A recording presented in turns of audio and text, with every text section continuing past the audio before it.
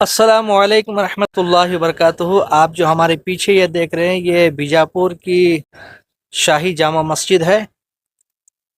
اور الحمدللہ یہاں پر 5 وقت کی نماز بھی ہوتی ہے،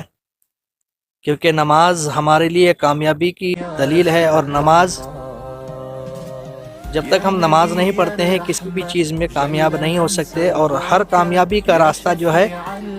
وہ نماز سے شروع ہو کے نماز میں ہی ختم ہوتی ہے۔ اور پھر کل قیامت کے دن اللہ تبارک و تعالی جب جنتیوں کو جنت میں اور جہنمیوں کو جہنم میں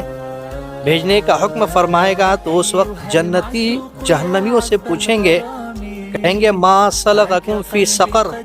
کہ تم کو جہنم میں جانے کے لیے کیا چیز مجبور کیا ہے؟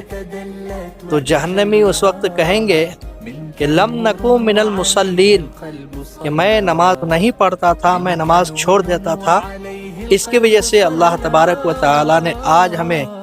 جہنم میں جانے کا فیصلہ سنایا ہے۔ تو نماز کو قائم کیجئے، نماز پڑھیے، تاکہ جہنم سے ہم اور آپ بچ سکیں۔